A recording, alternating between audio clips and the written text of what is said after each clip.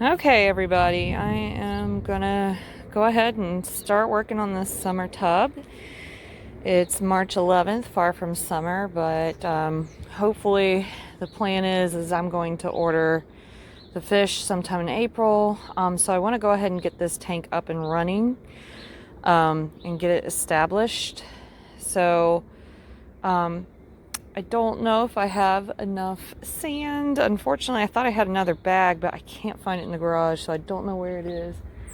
But we're gonna see. I got some rocks. I ordered some plants from Aquarium Co-op, and I'm kind of glad I didn't order more because there is a cold weather spell happening next week, so we'll see how that goes. I don't know if these will survive. We'll find out. But I'll show you guys what this looks like in just a second with the substrate and rocks down.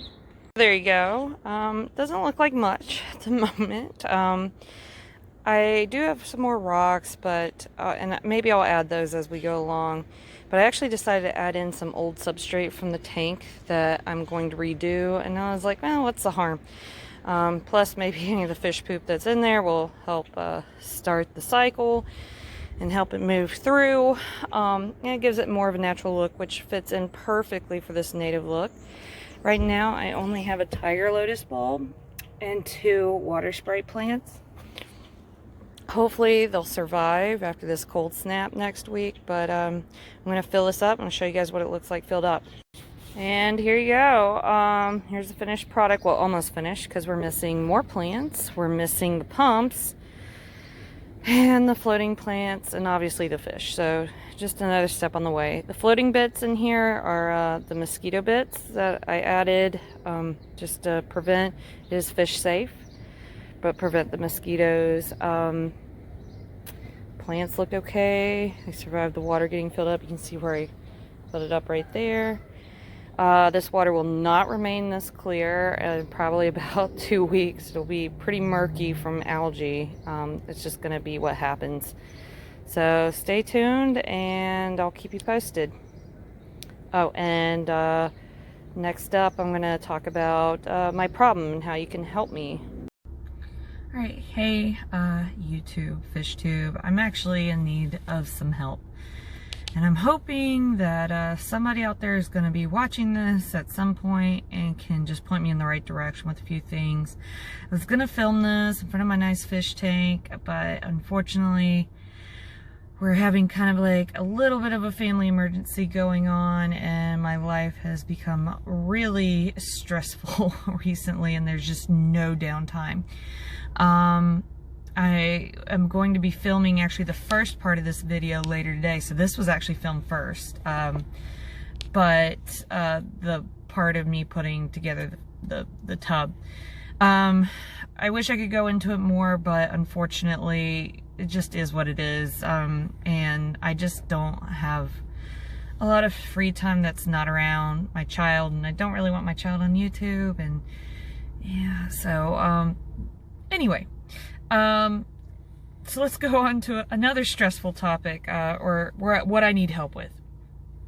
So, as you guys saw, I am preparing a summer tub, and my goal is to make it an all-year-round tub. Now, here's where I get into some problems. First off, it's above ground, and I live in Northern Virginia, and it gets pretty cold at night in the winters. Even mild winters, it can get into the 20s. This winter, it was regularly in the 20s at night, and a couple nights it actually went into the teens. So that's kind of the temperature range I'm dealing with. It's the 40 gallon. It's not 4 feet deep, obviously. It's not something I can put in the ground. So my next line of thinking was, oh, well, I'll just put fish in it that are natives to Northern Virginia. They can handle living in a river, right? Or a pond, and, you know, and it'll be okay, you know. So I was looking at native fish. I kind of got an idea of what I wanted to stock. I'll get to that in a second. But then I started getting mixed reviews online, people talking. Let me switch hands. Okay, sorry about that. I'm okay to be out here, but I just didn't want people thinking like I'm a weirdo talking to myself on camera, so I don't know. In any case, I started doing research, and people were like, well, no matter what, you know, they're not going to survive being in a pond above ground. But then I was hearing where some people did it. And then there was a third group of people who did it, but they put a heater or a de-icer into their little tub. But then I heard disaster stories where the heater malfunctioned, the de-icer electrocuted all the fish. And then the other one, which is almost scarier to me, is adding $100 or $200 to our electric bill each month. So my husband would not be happy with that. And the other thing my husband would not be happy with is I do have a backup tank, but he's kind of put his foot on the ground of no more tanks in the house. We already have 3.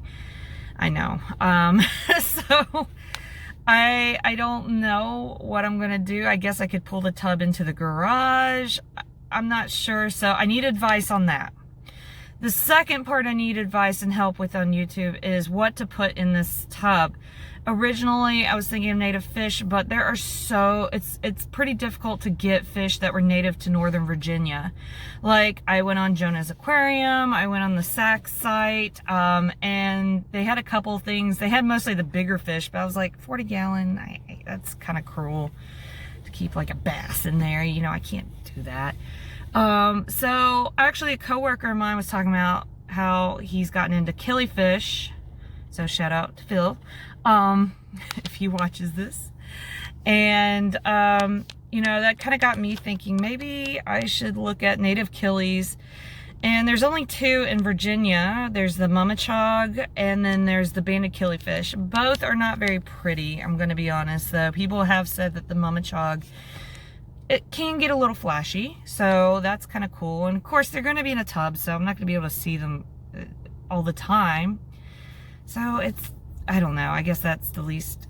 But then there is a flashy fish that is native to the United States called the golden Topminnow, and it is very pretty, but it's not exactly native to Northern Virginia. So I need advice. Is there any fish that you would recommend, or out of those 3 that you would recommend? And I'm particularly looking for native fish. So yes, I know white cloud minnows or goldfish and all that stuff are pretty hardy outside. I'd prefer not to go the white cloud minnow route, but that is my backup plan.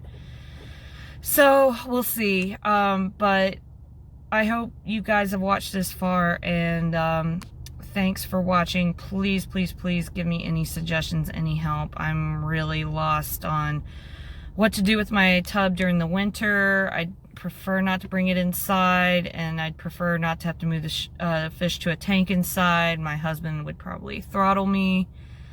And then also what types of fish I should keep outside. All right, thanks guys. Have a good weekend.